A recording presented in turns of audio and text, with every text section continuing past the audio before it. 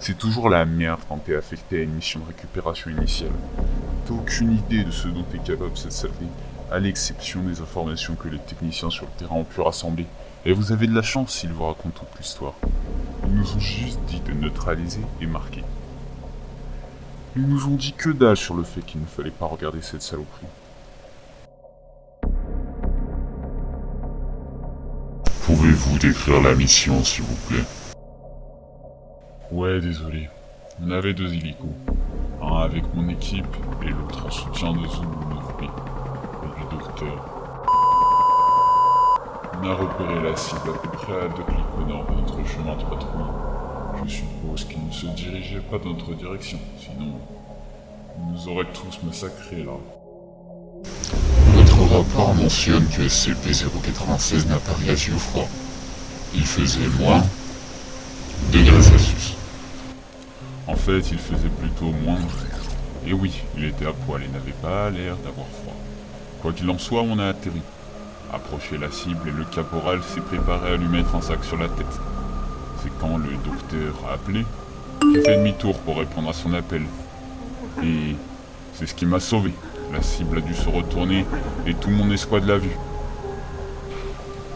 C'est à ce moment-là que SCP-096 est rentré dans un état de stress émotionnel intense. Ouais, désolé, rien que d'y penser, j'ai eu les jetons pendant une seconde. Ce n'est rien. Ouais, eh bien, j'ai jamais vu son visage. C'était pas le cas de mon escouade, et ils l'ont payé cher. Pouvez-vous le décrire un peu plus en détail, s'il vous plaît? Ouais, il a commencé à nous hurler dessus, et à pleurer. Mais c'était pas comme le cri d'un animal. Ça ressemblait exactement à celui d'une personne. Putain, c'était vraiment la trouille. On a commencé à tirer quand il a soulevé le caporal et lui a ainsi arraché la jambe. Bon Dieu. Il nous implorait de venir l'aider. Putain de... En tout cas, on parvenait à arracher des morceaux de chair de la cible. Balle après balle. Ça lui faisait que dalle. J'ai failli y passer quand il a commencé à...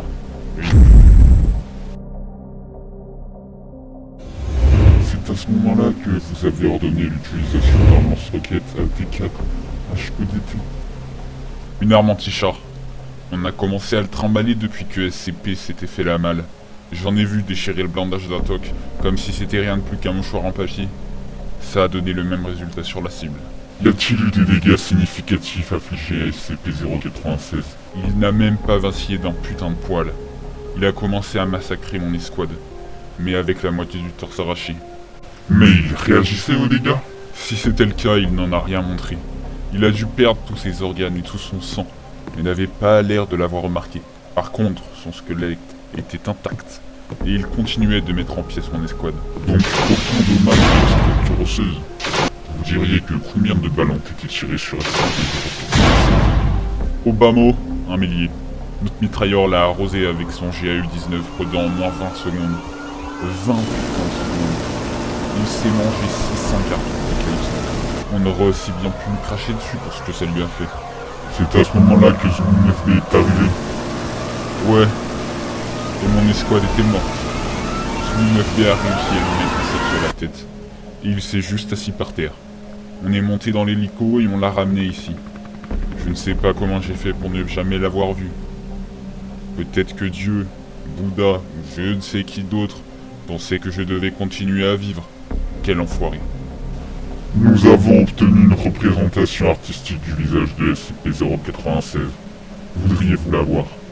Vous savez, après avoir entendu les hurlements de cette chose et les cris de mes hommes, je ne pense pas avoir envie de mettre un visage dessus. Non. Juste...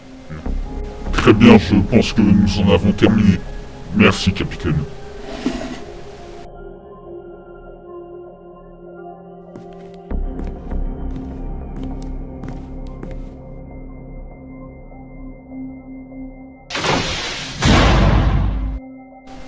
Ce soit indiqué sur l'enregistrement que j'exige formellement la suppression de SCP-096 dès que possible.